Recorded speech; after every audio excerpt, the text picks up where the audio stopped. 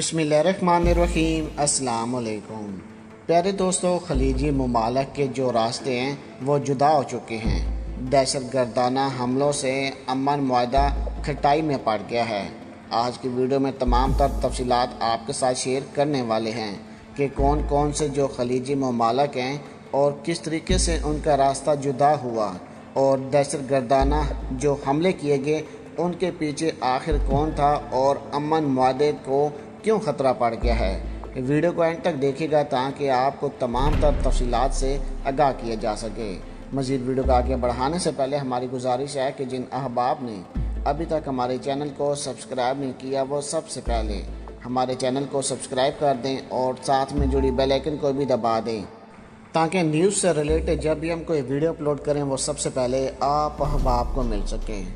सबसे पहले तो हम आपको बताते चलें कि फ़लस्तीन में गैर कानूनी यहूदी बस्तियों की तामीर क़याम अमन की राह में बड़ी रुकावट बनी हुई है, क्योंकि दुनिया के नक्शे पर मुसलमानों के कुलब में वाक़या नाजायज़ सहूनी रियासत का ऐलान होने के बाद से अब तक सैकड़ों मंसूबे बनाए जा चुके हैं। तसलत व ताकत का फ़लसफ़ा पर कायम इसराइल के जुल्म व जोर और शफाकियत व बर्बियत का सिलसिला हर आने वाले दिन के साथ बढ़ता जा रहा है, क्योंकि इसराइल समझता है कि जो मुसलमान हैं इनको कोई हक़ नहीं खित्ते में रहने के लिए।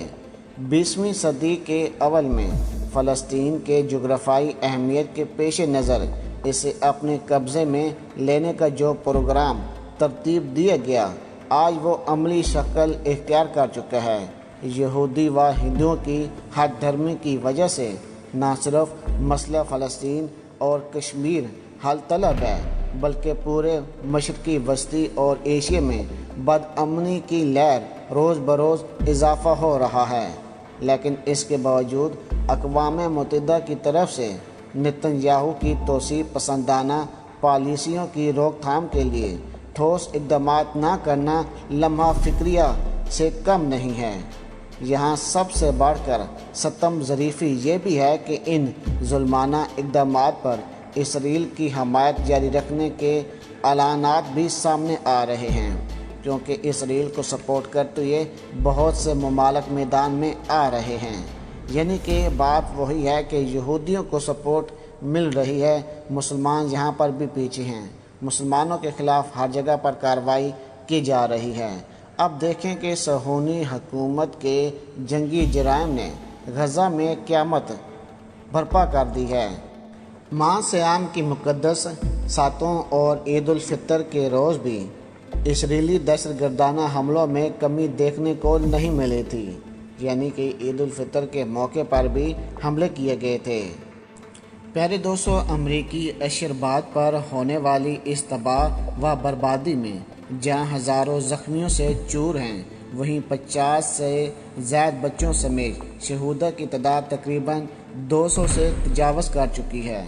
साबिक़ अमरीकी सदर डोनाल्ड ट्रंप के दौरे हुकूमत में इब्राहिमी मुआहदों के तहत UAE और बहरीन के इसराइल के साथ ताल्लुकात को मामूल पर लाने के लिए जिन मंसूबों को बड़ी गर्माजोशी से हतमी शक्ल दी गई, उनके नतीजे में कई दीगर अरब रियासतों ने न सिर्फ इसराइल से अपने ताल्लुकात को बाकायदा तस्लीम करना शुरू किया, बल्कि सिक्योरिटी और इंटेलिजेंस समेत बहुत से दूसरे शोबों में बाहमी तावन के ऐसे मंसूबों को अमली शक्ल देना शुरू कर दी, जिनकी मिसाल माजी में नहीं देखी जा सकी।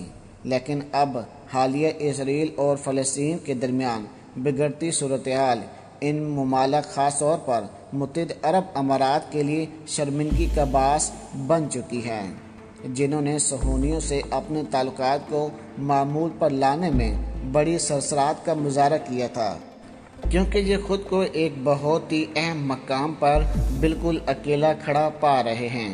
इसमें कोई दो राय नहीं है कि अरब रियासतों को इसराइल के साथ अपने ताल्लुकात को मामूल पर लाने के लिए आने वाले दिनों में बअमनी की सूरत में बड़ी भारी कीमत चुकाना होगी।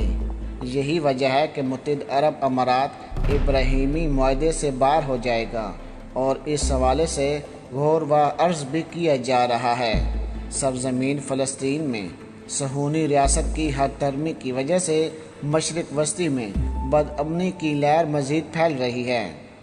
امریکی حکومت کی سرپرستی میں فلسطینیوں پر ظلم و ستم کے پہاڑ توڑے جا رہے ہیں۔ صہیونی فوج کی طرف سے فلسطین میں موجود تمام مقدس مقامات بالخصوص بیت المقدس میں موجود مسلمانوں کے پہلے قبلہ اول مسجد اقصی اور غرب اردن کے شہر الخلیل میں قائم تاریخی جامع مسجد ابراہیم کی بے حرمتی افسوسناک ہے۔ یہودی شر پسندوں نے مساجد میں مسلمانوں کے داخلے پر پابندی لگا رکھی ہے۔ مسلمانوں کو اذان دینے سے روکا جا رہا ہے۔ قبرستانوں کی بھی بے حرمتی روز کا معمول بن چکی ہے۔ مسجد اقصی کے بنیاد میں کھٹائی کا سلسلہ بھی جاری ہے۔ اسرائیلی مظالم کے اعتراف کے باوجود اب تک صرف لفظی مذمت ہی کی گئی ہے، جس سے عملی طور پر فلسطینیوں کی کوئی مدد ہوئی ہے، نہ ہی کبھی اسرائیل کے حملے رکے ہیں۔ OIC، عرب لیگ اور دیگر مسلم ممالک کا مظلوم فلسطینیوں کے ساتھ دینے سے ہچکچاہٹ کا مظاہرہ کرنا بھی افسوسناک ہے۔ صہیونی حکومت کا ظالمانہ برتاؤ سے متعلق عالمی برادری کی سستی اور مغرب کی ہمہ گیر حمایت کسی سے دھپی چھپی نہیں ہے۔ فلسطینیوں کے خلاف اسرائیل اپنے توسیع پسندانہ پالیسیوں کو جاری رکھنے کے سلسلے میں مزید گستاخ بنا ہوا ہے۔ UNO، جو فلسطین اور مسئلہ کشمیر کے حل کے لیے اپنے ہی قراردادوں پر عمل درآمد یقینی بنانے میں کبھی سنجیدگی کا مظاہرہ نہیں کر سکا۔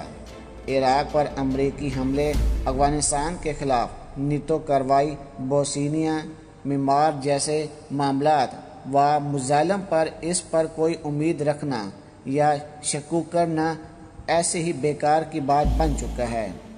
فلسطین کے موجودہ حالات کے تناظر میں ضرورت اب اس امر کی ہے کہ نہایت شہریوں کا قتل عام اور یہودی آبادکاری کے لیے بین الاقوامی قوانین کی پامالیاں روکنے کے لیے مؤثر اقدامات کیے جائیں، تاکہ قیام امن کے لیے دی گئی قربانی کو ضائع ہونے سے بچایا جا سکے۔ عالم اسلام کے حکمرانوں کو بھی اب فرعی اختلافات کو بالائے طاق رکھتے ہوئے یہودیوں کی سازش کو ناکام بنانے کے لیے مشترکہ جدوجہد کرنی ہوگی۔ پیارے دوستو، اگر آج کی ویڈیو آپ کو ہماری پسند آئی ہو تو ویڈیو کو لائک کر دیں، شیئر کر دیں اور اپنی قیمتی رائے سے ہمیں ضرور آگاہ کیجیے گا۔ پاکستان زندہ باد۔